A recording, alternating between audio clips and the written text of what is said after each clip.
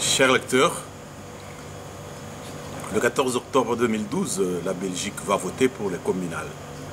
Et quels sont les enjeux de ces élections? Et quelle devrait être l'attitude de tous ces Belges d'origine africaine ou tous ces Africains qui voteront? Eh bien, nous avons comme invité M. Didier Mouzalia. Il va essayer de nous donner des réponses à tout cela pour plusieurs raisons et il va vous les dire. Et on commence d'abord par lui dire bonjour, M. Didier Mouzalia, bonjour. Oui, bonjour, Cheikh Fita. Eh bien, est-ce qu'on peut savoir quelque chose sur vous en tant qu'originaire du Congo qui vit ici en Belgique? Moi, je vis à Mons, je suis conseiller communal et je suis conseiller de police à la ville. J'ai travaillé pour Michel Dardenne donc de 2004 à 2009 comme collaborateur. J'étais avec lui ici à Bruxelles quand il était ministre de la communauté française, donc ministre du budget, vice-président, il était aussi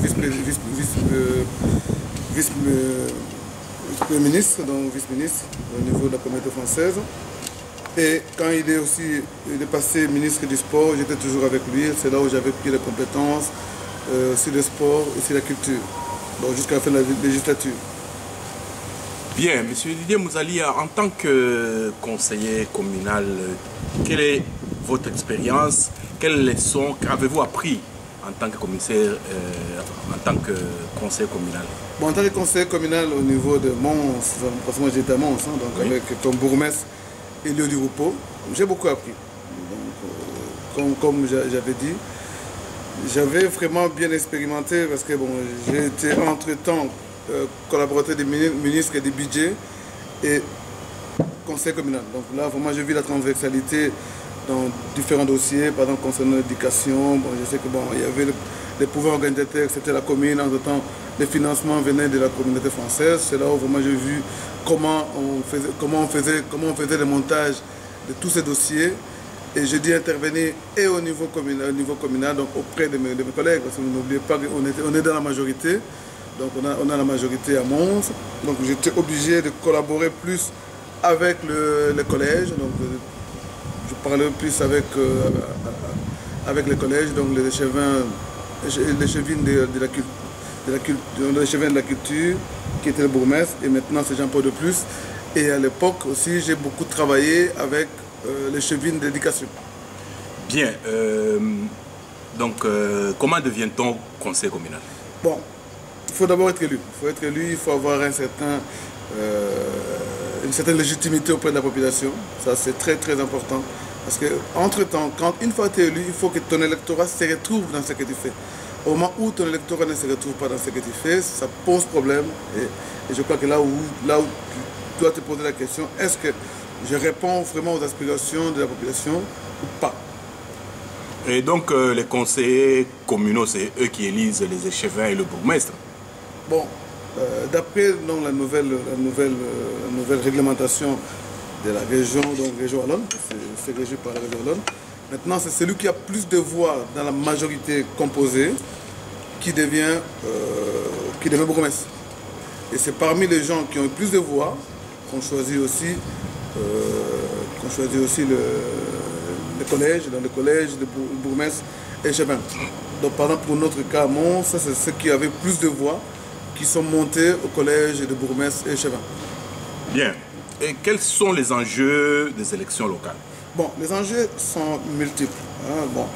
Quoique, il y a toujours une transversalité avec les compétences de la région wallonne et de la communauté française, ainsi que le fédéral même. C'est plus avec la communauté française et la région wallonne. Dans quel sens? Il y a d'abord tout ce qui est enjeu dans le logement. Donc il y a le logement, donc c'est régi aussi la politique de logement au niveau de la commune. Il y a tout ce qui est stratégie pour l'éducation, donc tout ce qui est enseignement pour les enfants. Quand je dis éducation, il y a éducation côté enseignement, donc on dit communément chez nous au Congo enseignement. Et puis il y a l'éducation permanente qui est inclue dans le non-marchand, plus précisément dans le socio-culturel. Donc ça aussi, c'est un enjeu. Encadrement des enfants, les écoles de devoirs, et il y a aussi ce qu'il y a à tenir compte, c'est la culture. Comment donner accès à tout le monde, à tous, à la culture. Et c'est là où maintenant le chevinat de la culture a pour mission de bien collaborer avec la communauté française qui a la compétence. Bon, maintenant, une chose aussi qu'il faut tenir compte, c'est la sécurité. La sécurité, qui dit sécurité, qui dit police. Donc c'est aussi une compétence de bourgmestre. Comme moi, bon, j'ai été choisi parmi les conseillers communaux de Mons pour aller à la police. Donc là, on a intervenu pour beaucoup de dossiers, par exemple concernant la communauté africaine. On a lutté contre les bandes urbaines que vous avez connues ici à Bruxelles. Donc, nous, on a lutté contre ça. Bon, il fallait maintenant une politique, non seulement une politique répressive, mais il y a aussi une politique préventive qu'on a menée à Mons, par exemple. Personnellement, j'ai dû voir certaines familles pour encadrer les enfants, mais ils n'étaient pas délinquants. Donc, sinon, vous auriez appris par la presse, mais qui tendaient vers la délinquance parce qu'il y avait déjà des signes de la délinquance. Donc, entre autres, il y avait des décrochages scolaires et des décrochages sportifs. Donc, c'est là où moi, bon, avec quelques collègues, j'ai essayé d'anticiper pour éviter que ces jeunes-là tombent dans la délinquance. Pourquoi? Parce que des fois, on les voyait dans la rue très tard la nuit. Bien. Il y a une grande diaspora ici en Belgique, africaine et congolaise en particulier. Et quel est votre regard sur cette diaspora? Bon, sans vous cacher, ça vous le savez bien, la diaspora africaine n'est pas bien organisée. Donc, la diaspora africaine est trop sectorialisée. Donc, si par exemple on veut prendre contact avec la diaspora africaine ou diaspora congolaise, il y a des gens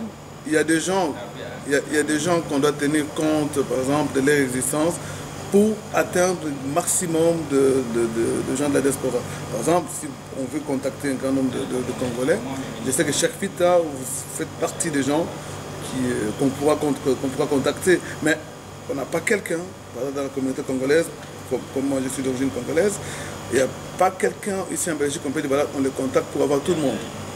Donc c'est ce qui fait défaut. On voit par exemple, même dans les églises, on ne sait pas quel pasteur qu'on peut contacter ici en Belgique pour contacter tout le pasteur de la Belgique. Mais on a des communautés qui sont bien organisées, par exemple dans la communauté marocaine, il y a tant de mosquées, mais on sait que si on contacte telle personne, on peut avoir accès à toutes les mosquées de la Belgique. Idem pour la communauté musulmane. Par exemple, pour eux, tellement qu'ils sont organisés, l'État belge a été amené à payer carrément la personne qui préside la communauté musulmane de la Belgique. Oui, sans nécessairement aller en profondeur, vous suggérez qu'il y ait au moins une plateforme où on regrouperait un certain nombre de gens qui représenteraient toute la communauté, c'est cela? Oui, exactement. Dans toutes les identités que nous pouvons posséder, par exemple, on doit avoir une plateforme, par exemple, des églises africaines, on doit avoir une plateforme de la diaspora, on doit avoir une plateforme de journalistes d'origine africaine ou congolaise, et quoi qu'il arrive, peu importe nos différences, peu importe nos divergences, nous devons amener à composer et arriver à quelque chose de concret. Parce qu'à un moment donné, le Congolais, c'est ce qui fait défaut aussi. Une fois qu'on est différent dans la vision, on se sépare. Or, l'idéal dans une société, la richesse se trouve dans la différence. Ok. Maintenant, les Belges d'origine congolaise, autant que des Congolais, il y en a beaucoup qui vont voter. Est-ce qu'il y a des problèmes du pays d'origine qui viennent parasiter un peu leur façon de voir la vie ici et même, si possible, leur choix aux élections? Bon, les choix aux élections, ça c'est quelque chose de très important. Bon, les Congolais qui viennent ici ne votent pas pour le Congo. Comme le Rwandais, je ne crois pas que les Rwandais qui sont ici votent pour le Rwanda, ou bien les Gabonais qui sont ici votent pour le Gabon. Par exemple, les Italiens qui étaient ici à l'époque, les Italiens votaient pour leur communauté. Bon. C'est la raison pour laquelle le gouvernement italien avait tout fait à l'époque pour organiser la diaspora italienne. Donc, contrairement à ce qu'on peut penser, c'est le gouvernement ou le parti politique italien de l'époque qui organisait la diaspora italienne, donc raison pour laquelle on a vu que l'intégration des Italiens ou la sociabilisation, le ciment de la communauté italienne a été maintenu parce qu'il y avait encore un intérêt de l'État italien au moment de vote. Ce qui n'est pas le cas par exemple pour la communauté congolaise, mais les rares cas qu'on voit des fois, c'est dans la communauté arabe où on voit l'implication de leurs ambassades, de leur gouvernement, quand il s'agit de réunir leurs enfants, d'organiser certaines fêtes culturelles, par exemple. Ils sont même impliqués dans des fêtes culturelles belges. Par exemple, quand on fait la fête du 27 septembre, il y a le gouvernement marocain met l'argent pour la diaspora, idem pour le gouvernement algérien. Bien, et maintenant qu'il y aura les élections, sur quel point devrait se focaliser l'électeur? Qu'est-ce qui doit vraiment guider son choix? Bon, comme vous le savez, pour le moment, c'est des élections communales. C'est communal pour le moment et provincial. Qui dit communal, qui dit la proximité. Donc il ne faut pas confondre les Sénats, les élections au niveau européen, mais ça c'est vraiment communal. C'est plutôt la proximité. Il faut veiller à ce qui est qu'on vote déjà, qu'on va voir régulièrement au sein de, je peux dire, de la communauté, pas seulement la communauté africaine, je dis, qu'on peut voir dans la population. Bon, il y a une vision qu'il faut tenir compte. D'abord, il faut tenir compte du bien-être de la communauté. Quand on dit bien-être de la communauté, qu'est-ce que nous avons comme besoin? Nous avons besoin de mieux faire nos deuils. Donc, on doit avoir accès à certains locaux, certaines salles dans notre entité. Donc ça peut être dans une commune comme à Mons. Moi j'ai déjà mis ça en place. À Mons, donc il y a un institut de deuil que j'ai mis en place avec l'aide des autorités communales. Donc ça il faut que je précise. Donc depuis 2006, il y a eu beaucoup de deuils à Mons où la commune nous a donné la salle gratuitement. Il y avait des salles où on paye rien que les charges. Donc quelque part, ça serait un enjeu.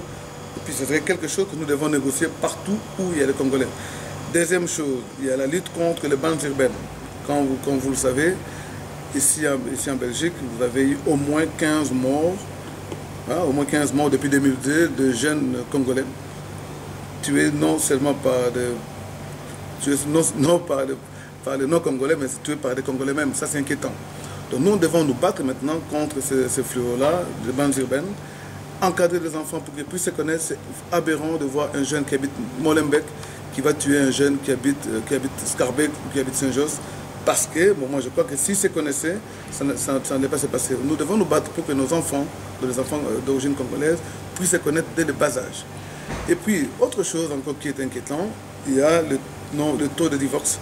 Parce que la majorité de jeunes qui ont été tués, quand on réfléchit bien, ce sont des jeunes qui viennent de familles monoparentales à 95%. Donc c'est quelque chose qu'on doit travailler dans le fond. Donc c'est un travail à faire en amont comme en aval. Deuxième chose, nous devons aussi nous battre pour qu'il y ait un financement de toutes nos entreprises. Par exemple, pour votre cas aussi, Cheikh Fita, bon, je crois que ce que tu fais, c'est bien la communication, doit passer dans la communauté. Nous devons nous battre pour que l'État belge ou les entités fédérées belges puissent financer ce que toi tu fais comme action, ou intensifier ce qui existe déjà, parce que bon, tu existes, je crois que bon, s'il y en a d'autres, on peut se battre pour intensifier ce qui existe dans la communication, dans l'encadrement des jeunes, dans tout ce qui est bien-être, par exemple pour le deuil, pour amener les enfants à fêter ensemble leurs anniversaires, pour qu'ils puissent se connaître, pour éviter qu'à l'âge de 18 ans, qu'ils s'entretuent par exemple, comme c'était le cas à Bruxelles. Bien, et votre mot de la fin par rapport aux échéances du 14 octobre 2012? Bon, par rapport au 14 octobre 2012, j'entends beaucoup de choses au sein de la diaspora, qui on va voter. Bon, il y en a qui disent qu'on va voter la NVA parce qu'ils sont déçus par les propos de certains élus belges. Bon, je tiens quand même à vous dire que la NVA, il faut d'abord connaître le statut de la NVA. Ça, c'est votre mission aussi, Cheikh Fita. Donc, c'est un peu de faire comprendre aux gens l'idéologie de chaque parti politique, où est l'intérêt de nos enfants.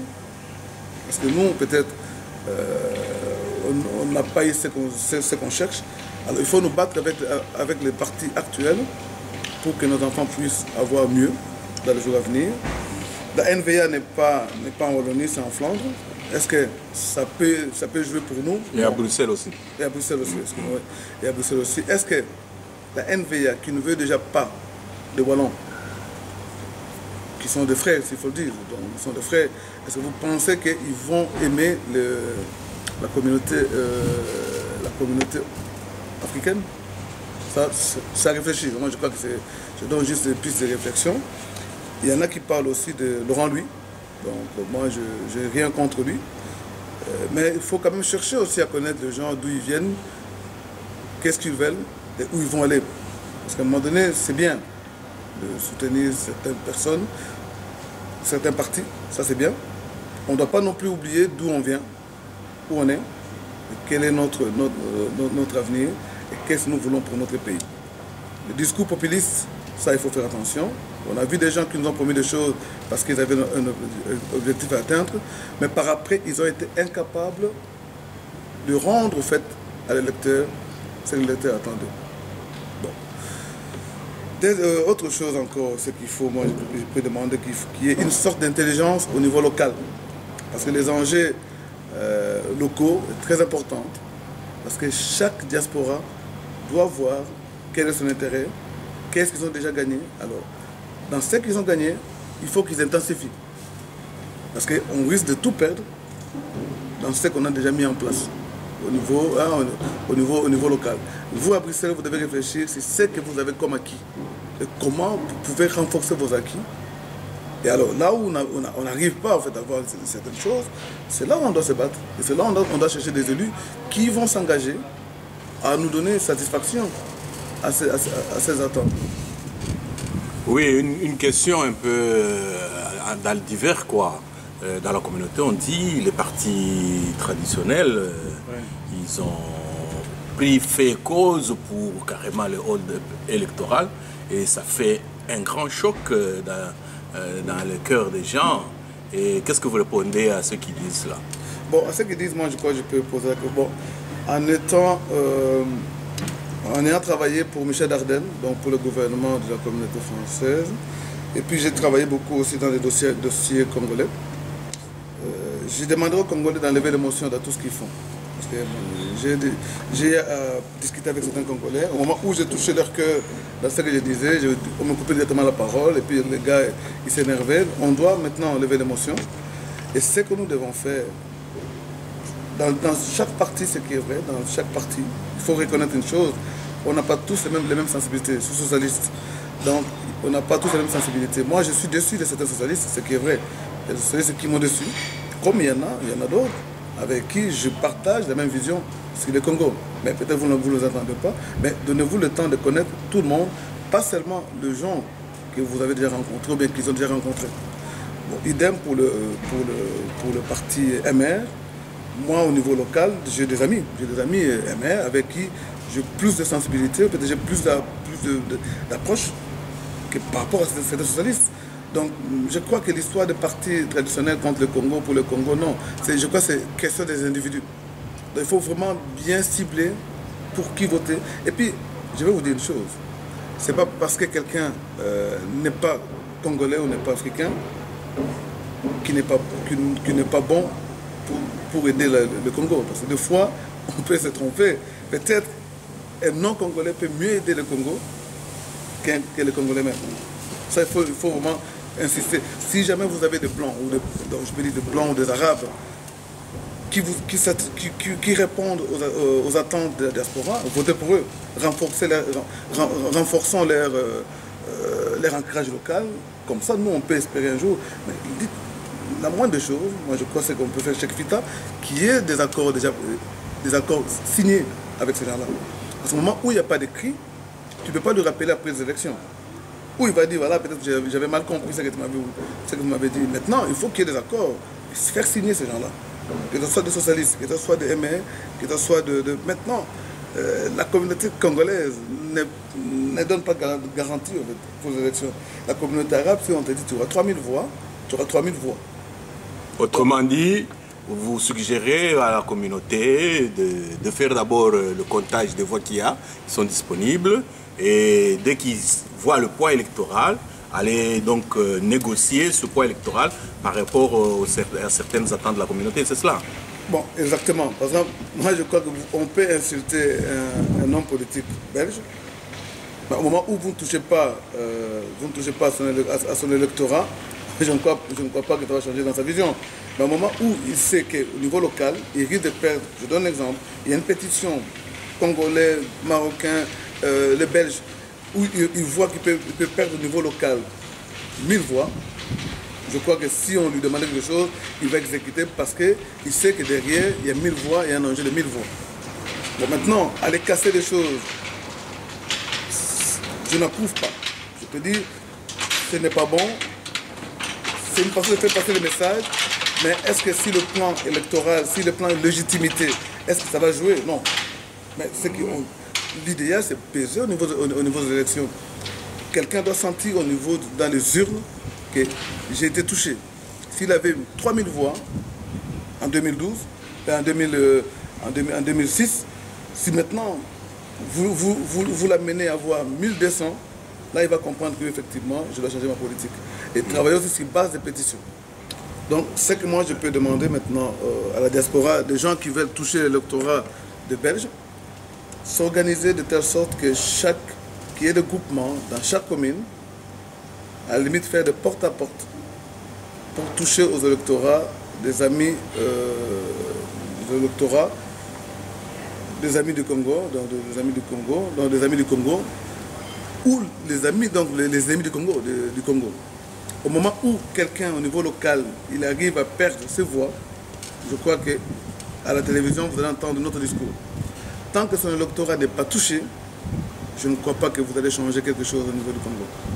On a vu dans d'autres communautés qu'ils ont pesé parce que la communauté est très forte, la communauté est organisée. Quand par exemple il y a des communautés, par exemple une communauté, si tu dis, je peux citer le nom, par exemple une communauté marocaine, une communauté musulmane, si on te dit tu auras 3000 voix, donc, et tu vas voir après les élections, tu peux avoir 3200, 3500, 3700, et tu vois les 3000 là-dedans. Il ne va pas te dire 3000 voix et après tu as 2000 voix. Donc c'est là où on voit le poids d'une communauté. Et un blanc, ou je peux dire un homme politique ici, ce qui fait peur, c'est quand il sent qu'il risque de perdre de voix. Okay. C'est là où on doit jouer maintenant. Ok, Monsieur Didier Mouzalia, nous vous remercions pour cette contribution pour les élections qui vont venir. J'espère que nos compatriotes ont suivi. Et surtout que la vraie leçon, c'est que la démocratie, c'est le nombre. Ayez le plus de gens possible, pesez dans les urnes et vous aurez gain de cause.